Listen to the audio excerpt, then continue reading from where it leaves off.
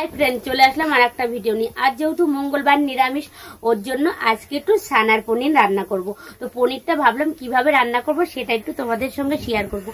पनीर तो आगेও रान्ना करेছি और जन्य आज जेहेतु मंगलवार और भाबलाम तोमादेर संगे एकटू शेयर करी। तो आशा करी तोमरा सकले खूब भालो आछो। तो तोमादेर आशीर्वादे आमिও किन्तु खूब भालो आछि। तो देखो प्रथमे किन्तु आमी आजके एकटू अन्यरकम भाबे रान्ना करब। कि करलाम आजके किन्तु आमी एकटू लवण दिए भालो करे आलुगुलो सिद्ध करे तो এইবারে আমি পনিরটা রান্না করব। তো দেখতে থাকো। আর এদিকে দেখো পনিরটা কিন্তু আমাদের এখানকার পনির ভাজা পনির। এই পনির না খেতে সেই টেস্টি। কালকে রাতে এনেছিল বাবা, ফ্রিজের মধ্যে রেখে দিয়েছিলাম। তো আজকে রান্না করব। দেখতে থাকো, আশা করি তোমাদের পুরো ভিডিওটা অবশ্যই ভালো লাগবে। তো দেখো কড়াইতে তেলগুলো দিয়ে দিয়েছি। এবার তেলটা ভালোভাবে আমার গরম হয়ে গেছে। সরষের তেল দিয়েছি আজকে সরষের তেল দিয়ে পনিরটা রান্না করবো। আর এদিকে দেখো আলুটা সেদ্ধ করতে দিয়েছিলাম, আমার ভালোভাবে কিন্তু সেদ্ধ হয়ে গেছে, থালাতে তুলে নিয়েছি।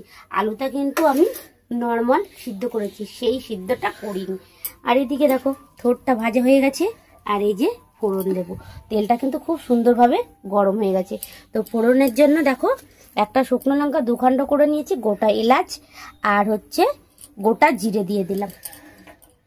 এই যে গোটা গরম মশলা, জিরে আর এইদিকে তেজপাতা দিয়ে দিলাম। তো এটা একটু হালকা নেড়ে নেবো, গ্যাসটা কমিয়ে দিলাম। তো চলো এবার ভালোভাবে আমার মশলাটা ভাজা হয়ে গেছে, ফোড়নটা দেওয়া হয়ে গেল, মানে ভাজা হয়ে গেছে। এবার আমি সিদ্ধ করা আলুটা দিয়ে দিলাম। সিদ্ধ করা আলুটা দিয়ে এবার ভালোভাবে আমি আলুটাকে ভেজে দেব। পরিমাণ লবণ দিয়ে দিলাম আর একটু হলুদ দিয়ে দেবো।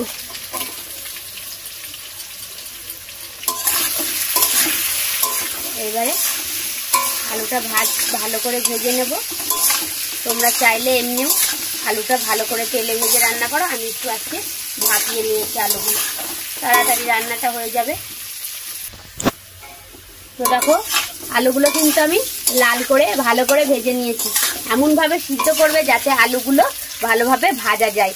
দেখো আমি আলুগুলো কিন্তু সিদ্ধ করে নিয়েছি, তাও কত সুন্দর দেখো লাল করে কিন্তু কড়া করে ভালো করে ভেজে নিয়েছি। আর আলুটা না ভাজলে কিন্তু খেতে কিন্তু সেই টেস্টি হবে না। তো দেখো লাল করে আমার ভাজা হয়ে গেছে। এদিকে চলো মশলাটা দিয়ে দেবো। তো চলো একবার দেখাই কি মশলা করে নিলাম আর পনির জন্য দেব। তো পনির জন্য মশলাটা করেছি দেখো, শুকনো লঙ্কা সাদা তেলে ভালো করে ভেজে নিয়েছি। আর এদিকে দেখো জিরে বাটা আর একটু আদা বাটা, এই সামান্য মশলাটাই কিন্তু পনিরটা খেতে সেই জমে যাবে। তো চলো এবার মশলাটা আমি দিয়ে দিলাম। আর অবশ্যই শুকনো লঙ্কাটা সাদা তেলে ভেজে দিলে শুকনো লঙ্কার ঘ্রাণ টেস্টটাই অন্যরকম। কাঁচা শুকনো লঙ্কা বাটার টেস্ট অন্যরকম, আর একটু হালকা করে সাদা তেলে ভেজে নিলে সেই ঘ্রাণটা মানে গন্ধটা সেই দারুণ লাগে। তোমাদের দাদাভাই আবার সেই লাল টক পছন্দ করে না, তারপরে একটু সাদা তেলে ভেজে রান্না করবে, দেখবে খেতে সেই লাগবে। তো এবার একটু মশলাটা ভালো করে কষিয়ে নেব, দেখতে থাকো। তো দেখো মশলাটা ভালোভাবে কষানো হয়ে গেছে আর সেই ঘ্রাণ বেরিয়েছে। ও আজকে পনিরটা মনে হচ্ছে সেই হবে বাবু।